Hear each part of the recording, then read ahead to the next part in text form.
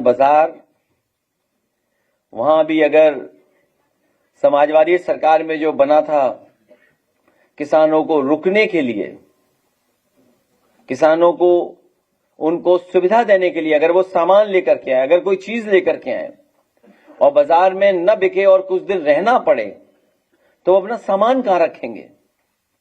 तो इसलिए किसानों के लिए उस किसान बाजार में एक बहुत शानदार जगह बनाई गई थी, लेकिन इनकी नजर पड़ी अपने स्वजाति साथी को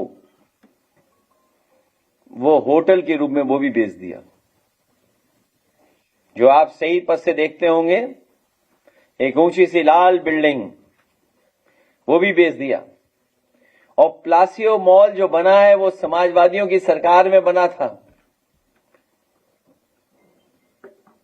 ऐसा मॉल, ऐसा स्थान जहां इतना बाजार एक साथ हो, शायद देश में कहीं ऐसा आपको देखने को नहीं मिलेगा जो आर्किटेक्चरली और फंक्शनली और लोगों के लिए इतना प्रतिष्ठित और महत्वपूर्ण बाजार बना करके समाजवादियों ने दिया।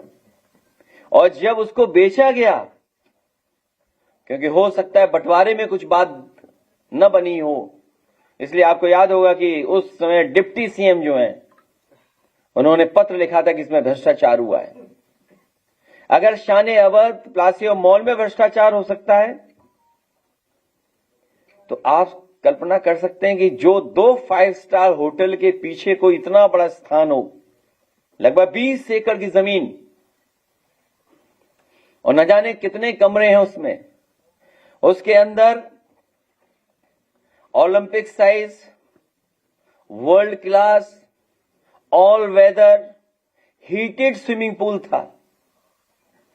पूरे यूपी में शायद हीटेड इंडोर स्विमिंग पूल कहीं नहीं रहा होगा जो ये जेपीएनआईसी में समाजवादी सरकार में बना था।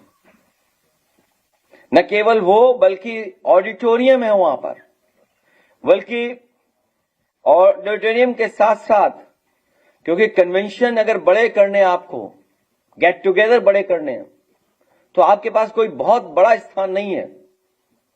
ये 2000 से बड़ी कैपेसिटी का कन्वेंशन सेंटर था। और आर्किटेक्चरली, इंजीनियरिंग के पर्पज से या इंजीनियरिंग के नजर से आप देखेंगे तो शायद ऐसा हॉल कहीं आपको देखने को नहीं मिलता जो जेपीएनआईसी में समाजवादी सरकार में बना था। बैडमिंटन है, टेनिस है, स्क्वैश कोर्ट है, जिम था, रेस्टोरेंट था, रूफटॉप रेस्टोरेंट। और जो रूफटॉप बनाया गया था वो कैंटिलीवर है।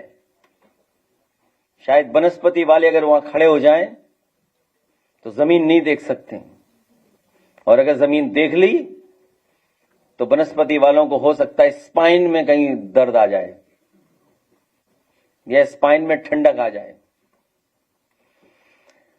हेलीपैड था और पार्किंग की बड़ी जगह है जहां पर लगभग कई सौ गाड़ियां खड़ी हो सकती हैं, क्योंकि शहर जब बड़ा हो जाए, अर्बनाइजेशन हो जाए, तो पार्किंग के स्थान कहां है।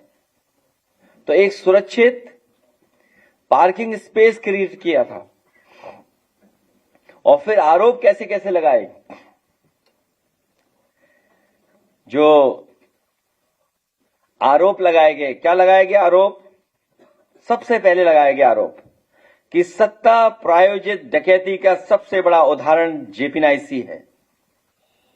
बेचने वाले ये भूल गए, ये लगता शीशे में देख करके कह रहे होंगे। ये जो पहला आरोप लगाया था कि सत्ता प्रायोजित डकैती का सबसे बड़ा उदाहरण जेपीएनआईसी है, शायद ये बात सच हो जाएगी अगर वो शीशे में देख करके कहें तो। 30 साल की लीज पर बेच दिया। अब